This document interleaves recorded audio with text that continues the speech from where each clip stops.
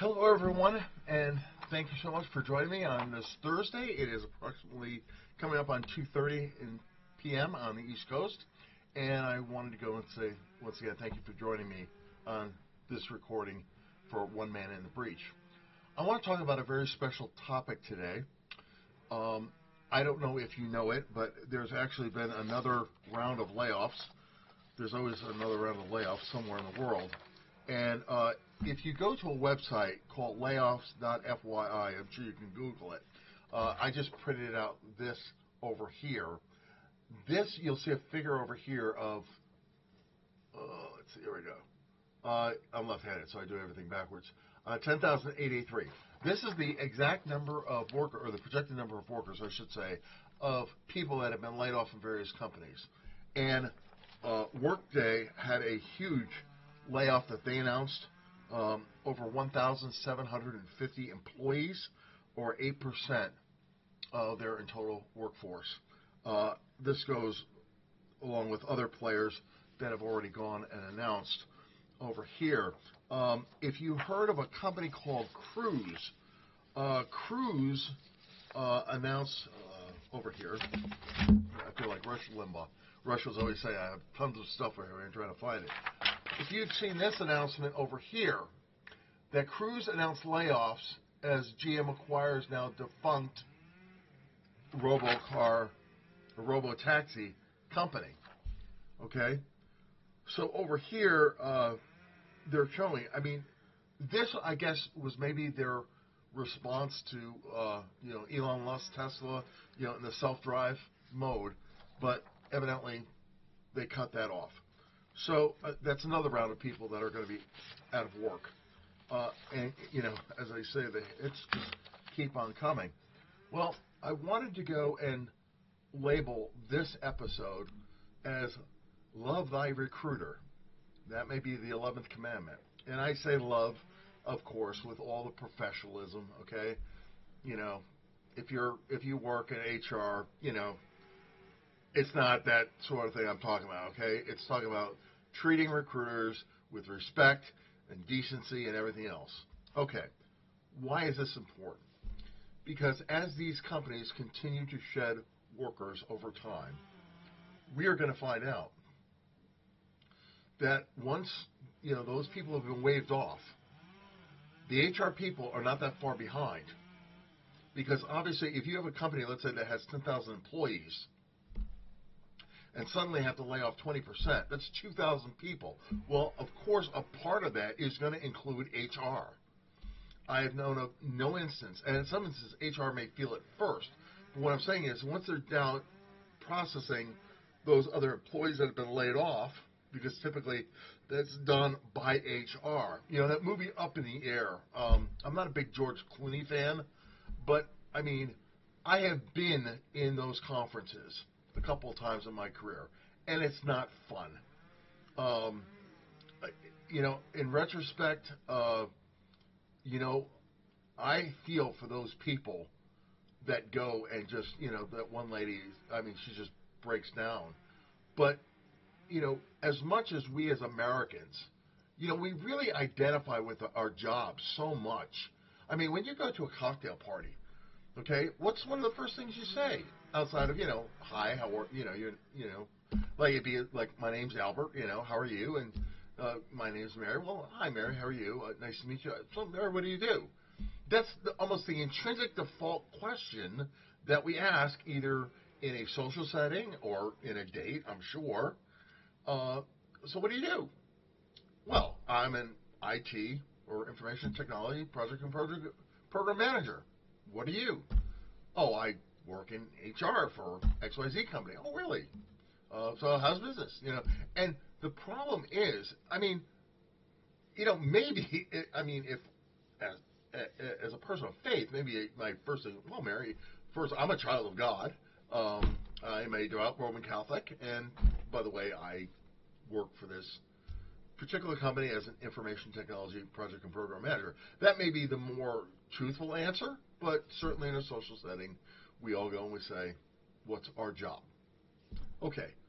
Well, the problem is, and we've talked about this before, but if we are so inclined with or so much identify with our job, when that job goes away, what happens next, right? And it affects both men and women because as men, especially as husbands and fathers, our jobs are how we provide for our families, right? That's what makes us men in our economy today. That we're providers, and we have certain skill sets, and this is what we do. Well, speaking of skill sets, I want to show this meme. Unfortunately, I'm having a problem with the software. I cannot talk through slides, but let me go and show this for you. I'm sure you've probably seen it.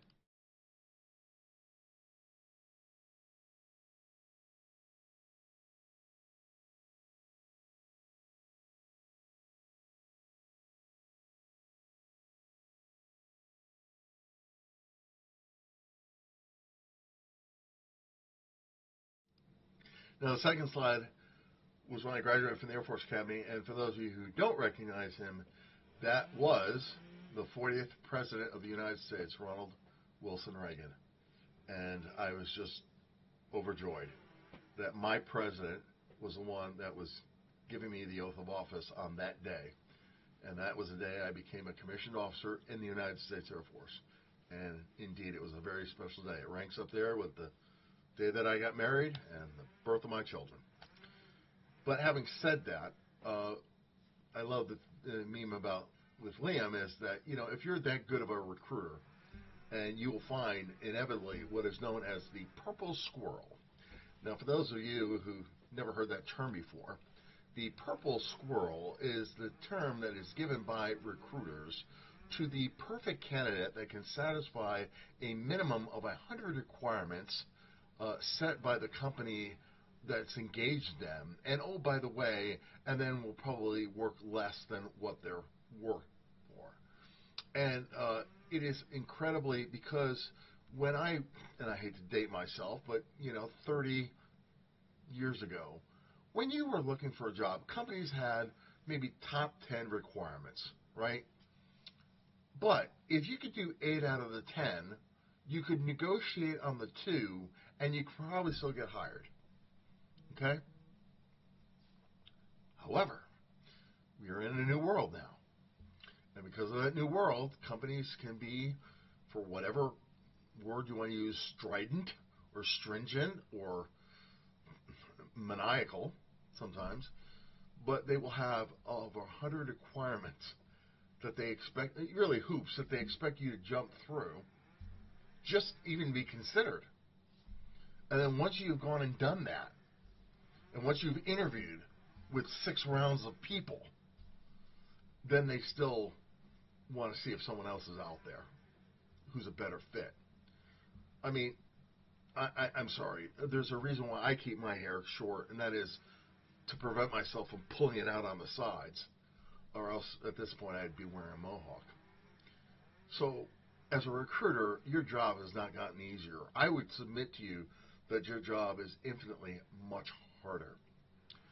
But the reason why I use the tagline, "Love Your Recruiter," is that I had a very special relationship with a recruiter, and I did not get the job. I'm going to explain briefly. It was a defense contractor. It was a program manager position. It was something that I could really see myself sinking my teeth into. And, like from day one. I mean, it was that sort of job. It's like, man, just get me in there. I'm pumped. I'm stoked. I can do this.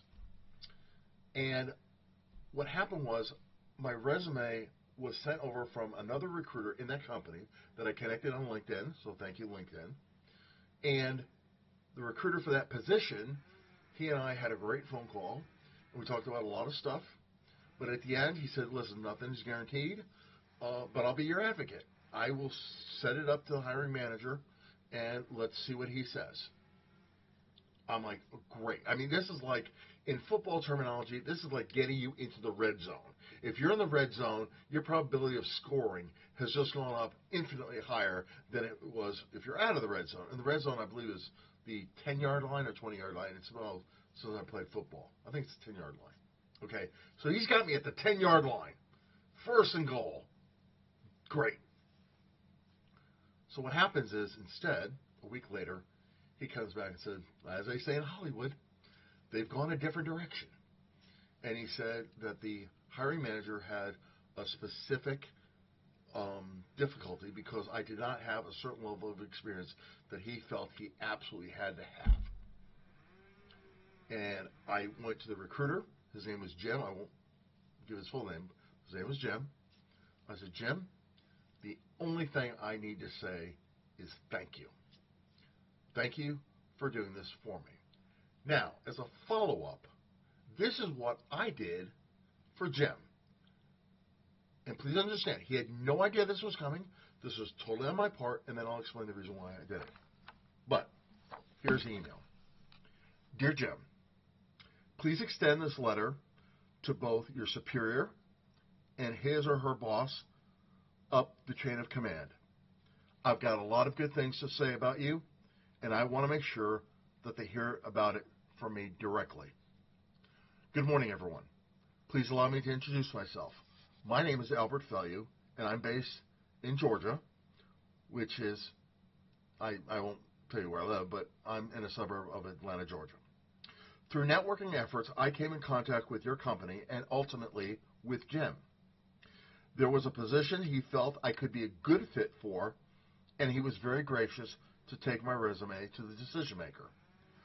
Unfortunately for me, the decision maker had some concerns because I had not gone through a complete product cycle in this particular industry. As a graduate of the United States Air Force Academy, as I've told you numerous times, who has commanded a 44-person flight that was responsible for defending very high-value assets of the United States Air Force, I totally understand where this person is coming from. Although I have to admit that I do have an impressive resume, it was not sufficient for what this individual needed. Now, you would think that I would be bitter, but I'm not. Nothing was ever conveyed to me that it was certain. When I interacted every single time when I spoke with Jim, it was with professionalism, with courtesy, enthusiasm, and empathy. I might be the first candidate that you will ever hear from that, although he didn't get the job, he is thankful for dealing with an HR representative he was assigned to. In addition, I want to convey the fact that the other recruiter had initially received my resume and passed it over to Jim for consideration. My point is simply this.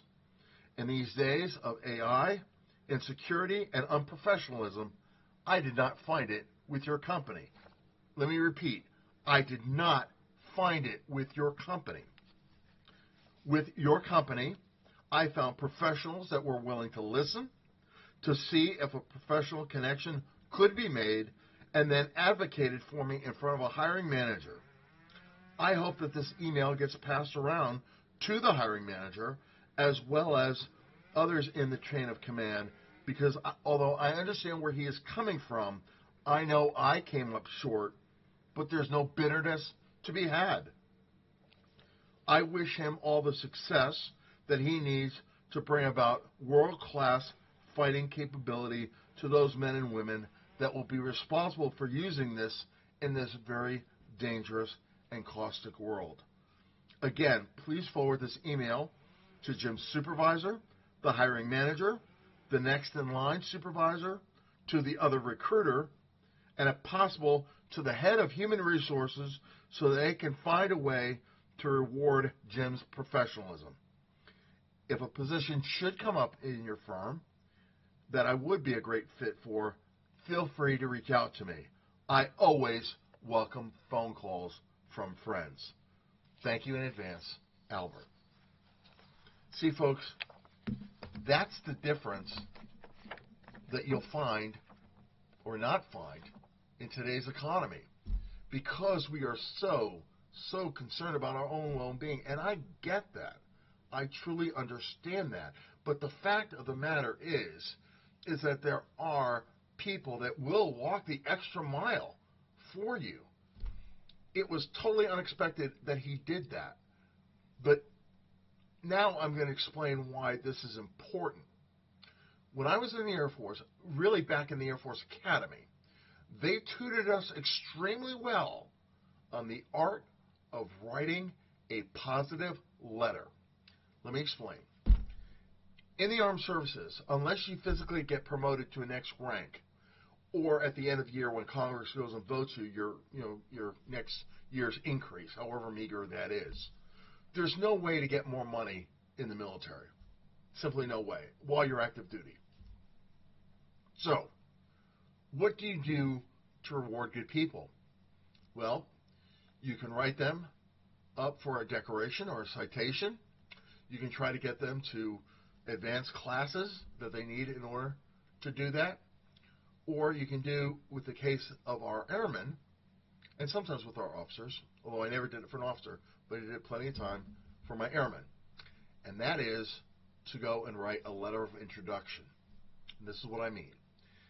In the military, people come and go all the time.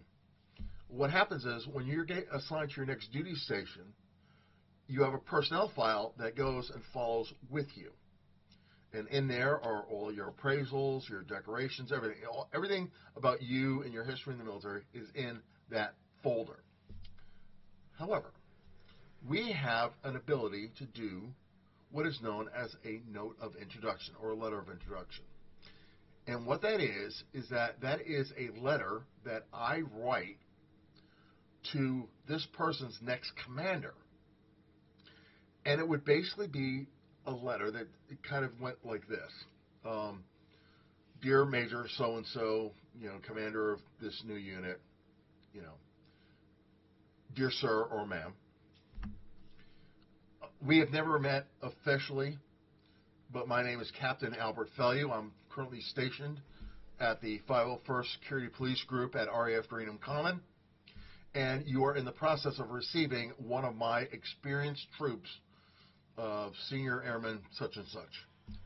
I wanted to go and take this time to let you know what a great troop you're going to be receiving in a few months. And then I would go and list some of his key accomplishments. Although we are heartened that we are losing him, we are strengthened by the fact that you are going to be receiving him. We have tried to do some things to advance his career, but we have been unsuccessful because of timing, money, whatever. And it could be, get him to an advanced tech class, whatever. Several things that we get. NCO Academy was always a big one for the airmen. I would hope that once you have received him and had a chance to watch him in action, that you will do everything that you can to help progress his career where we could not. If you should have any questions, feel free to contact me. My complete contact information is below. Then I would sign the letter. Okay. That is called a first endorsement. I wrote it. I signed it. Number one. However, we would also add a second endorsement, and that would be from my commander, typically the squadron commander, and it would basically have a short blip saying, everything that's in this note I have read, I concur with, and heartily endorse. Please help this person advance in their career once they get into your unit. And then they would sign it, and then it would be commander. Now, in the Air Force, we have squadrons, as in the Navy. I don't know what their basic unit is. I forget. But the Army and the Marine Corps are typically companies. Okay? So, and the commander is the commander of that unit. But then the second in charge. Now, the other services, they all call them executive officers. In the Air Force, we call ourselves operations officers. I think it's ridiculous. We should all just be called executive officers and be over and done with. But the whole point is that in this one communication, this person will receive a letter of recommendation signed by his commanding officer and the second in command. What we would do is then we would go and fold, we'd both sign it, we'd place it in an envelope, seal it up, And then on the front of it is to be say not to be opened except by the commander, the executive officer, or the first sergeant of the unit. The first sergeant is typically the senior enlisted person within that squadron, within that unit. And he has every right, the first sergeant has every right to see that communication, because if it's an enlisted man, it's his troop too. He's all our troop, but he has the most direct control over his health, welfare, etc. Okay, that gets put in the personnel file. The personnel file then gets sealed up. It is physically carried by the troop from his old duty station to his new duty station. The troop then goes and gets on station, signs in, reports to the commanding officer, and the commanding officer says, Airman such and such, may I see your packet? The airman will then turn it over. The commanding officer will inspect it to make sure that it has not been tampered with. And then once it's been satisfied, then he will open it in front of the troop. Now, typically the first sergeant will be there because he is the senior enlisted person. Now, imagine this commanding officer opens up. He sees this letter up front personal. He takes it out, shows it to the first sergeant to see that it hasn't been tampered with, opens up the letter, and starts reading it.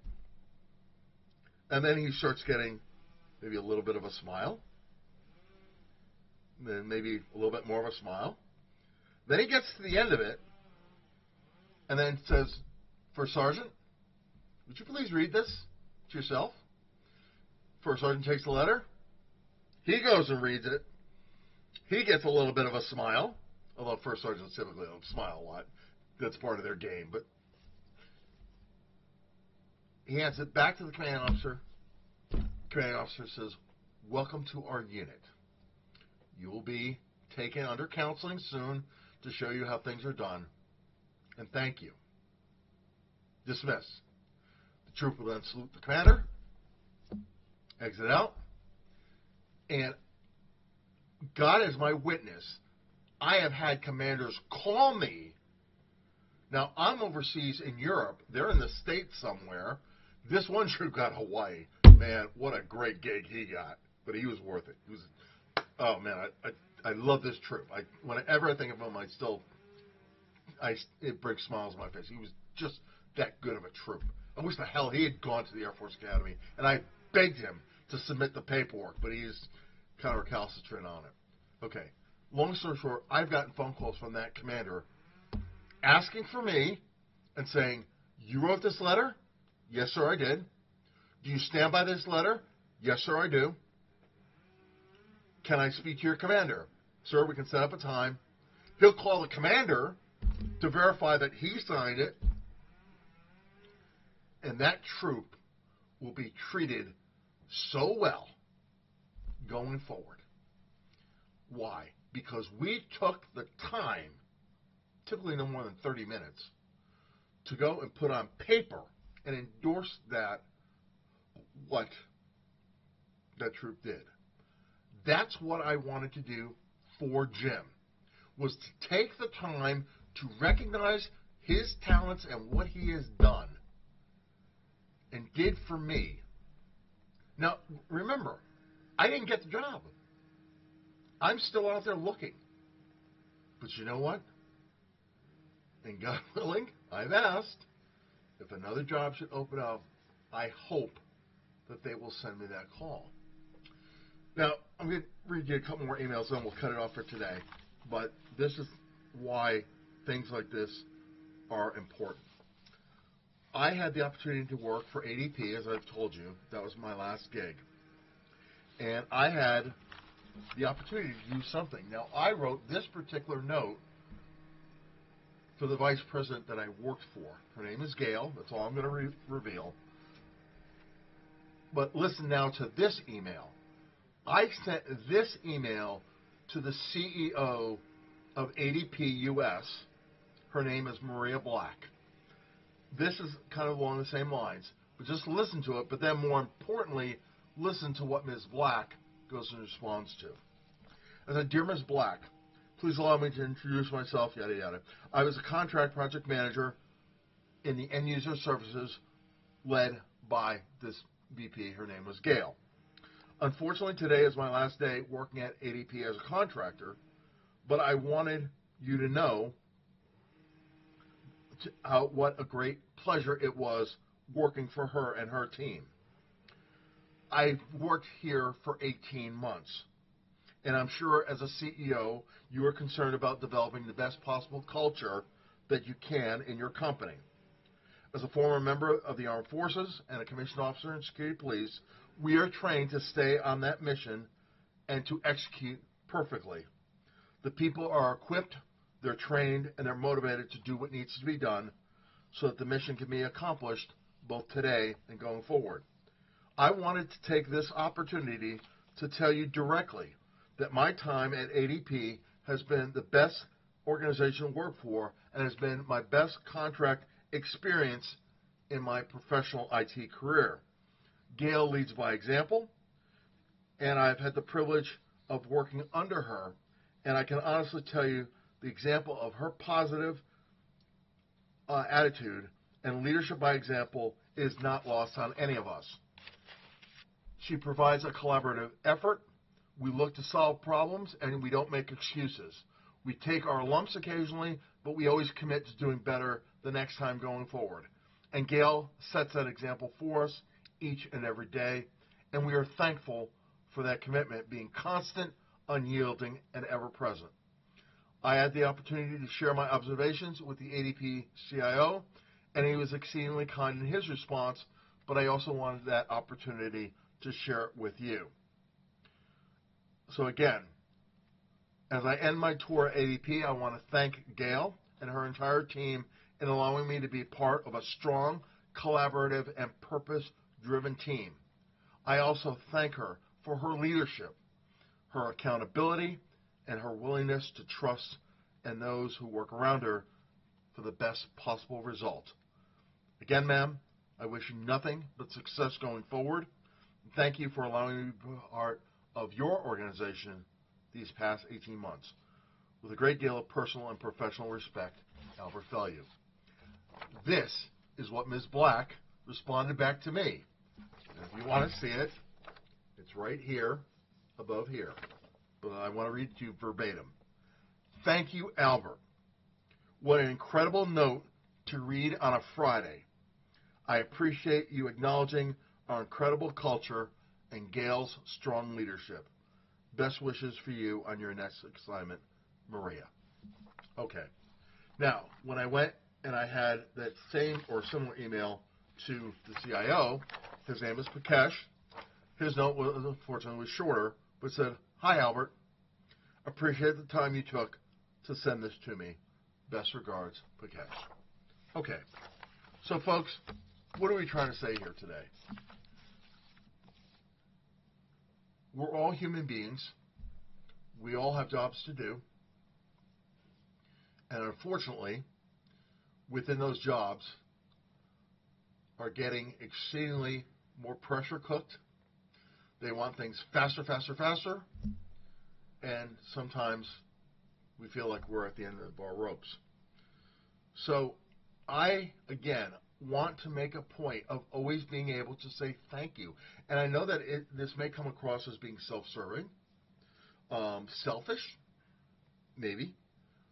But the fact of the matter is that if someone has done right by you, if someone has gone and done you a favor, just, as little as getting you a cup of coffee when I'm not a Starbucks guy, but I'd certainly do it. Matter of fact, when I went to ADP, okay, now this may sort of self-serving, but just hear me out.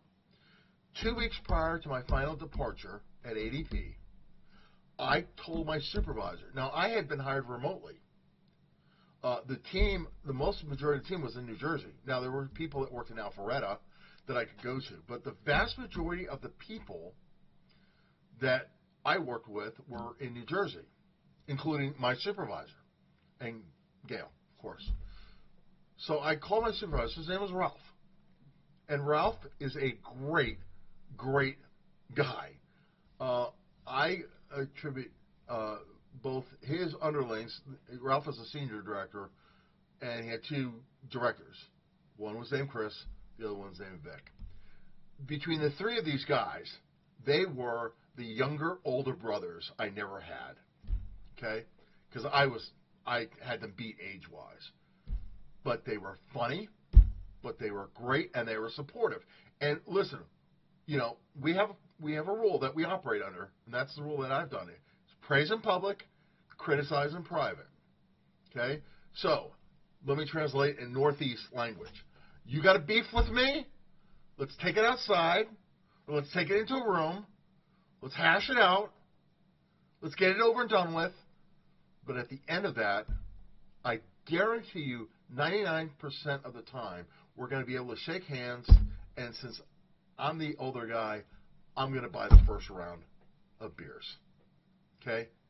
Now, that's the way it's done. And these guys were a dream to work with. So let's say going forward. I've been out of work now for 13 weeks. I thought I had a couple prospects, but I'm just doing what I can, keep my head forward, whatever. But, again, I am never, ever, ever going to stop being thankful to people that help me. And I want to be that person that gets coffee for everyone. And I did that one time in my job. It was another job. It was for a company called Nexidia. I had just been hired, and every Friday they had a thing of, it was bagels and cream cheese and that sort of thing. So I went and I spoke to the office manager. I think her name was Diane. And I said, Diane, every Friday we do this thing. How much is that roughly? And she says, I think about $200. I said, Diane, I'd like to do one next week. Let's do it on Wednesday, and I'll pay for it. She's like, what? I said, yeah. I'm happy being here. I'm so happy being here. I just want to do something for the office. I said, okay. Can I have a credit card? I said, absolutely. I took out my card. She took my numbers. She said, okay, let's do it for next Wednesday. Well, next Tuesday night before she left, she's like, oh, by the way, everyone, next Wednesday, we're going to have an extra bagel, you know, I forget what it's called, celebration or something like that. Okay? And the only thing that I said was, she said, and it's not being paid for by the office, it's being paid for by a new member of our team, Albert. Well, let me tell you, IT people are constantly carving up. It's like pizza for lunch, pizza for dinner, but bagels in the morning. And people were like coming up to me like, you paid that? You did that? Why? Because I'm happy to be here. I'm really happy to be here. And oh, by the way, how are the bagels? Oh, bagels are great. Thanks a lot. Yeah, it cost me $200. So what? So what? It's just having an attitude of being grateful. You know? I'm going to finish up on this point because we're coming up on 30 minutes. Or, no, we're over 30 minutes. Okay. Imagine a diamond. Okay? And in that diamond are 4 separate diamonds there. Okay. When it comes to a job, and if you have to rate it because you love the job or you love the people, here's one way of looking at your job. If you hate the job and hate the people, you're in the worst condition you are. You are literally trading your life for a paycheck. And we've all had to do that at some point in our lives. Not fun, but we've had to do it. Now, if you love your job and hate the people, or the reverse of that is you love the people but hate the job, that makes it at least tolerable. That's the middle.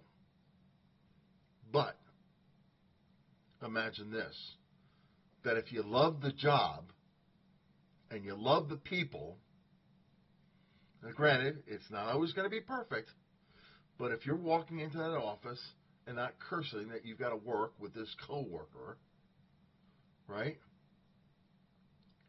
then you're in the best job that you can be.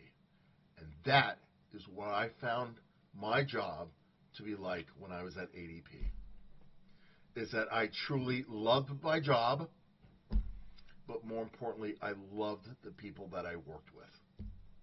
And of all the things that I miss that camaraderie. Like when you come on a Zoom call and you have a couple minutes and you can just say, hey, how you doing? You know, or when we had a team member that had a baby, you ask about the baby. How's the baby doing? You sleep at night? Oh, no. You know, whatever. And, you know, and then they have, a virtual collection, you know, for, so, you know, when you're in Alpharetta, you know, you come up to someone, you give the person $10, he's collecting, you know, and then they go and they buy, you know, a baby gift on behalf of the office. I miss that. You know, because at the end of the day, we're all people. You know, we're fathers, we're mothers, we're brothers, we're sisters, we're nieces, we're nephews, you know.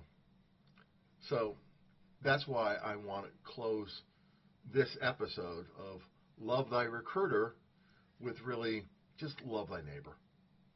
If you can be kind, be kind. Don't be a jerk. There is actually a book that came out, and this is the PG version of it. Okay? No Jerks Allowed. That's not the actual title. Okay? The word starts with an A and ends with an S, and you can fill in the blank. And the reason, and it's written by an IT tech guy. And the reason why he wrote that was because there are too many people, and we see this all around, not just in IT, that think they're the smartest person in the room, that they're just God's gift, right? And they think so. They have this highly diluted sense of who they are. They think they're the smartest person in the room, and at the end of the day, they're not. And they treat their coworkers like garbage. And that should not be the case. Okay? We are all human. We are all entitled to a modicum of respect. So, to all the recruiters that are out there, I feel your pain. I love you to death. And please, for the love of God, help me get my next gig. And I swear to you, if you're a female, I will buy you roses. And if you're a guy, I will take you out to a steak dinner. It's all on me. So again, guys, thank you so much. Again, if you like the video, hit the like, hit the subscribe, but more importantly, leave me a comment so I can respond to. I'll always answer your comments. Guys, thank you so much. Happy Thursday. We'll talk to you in a bit. Bye.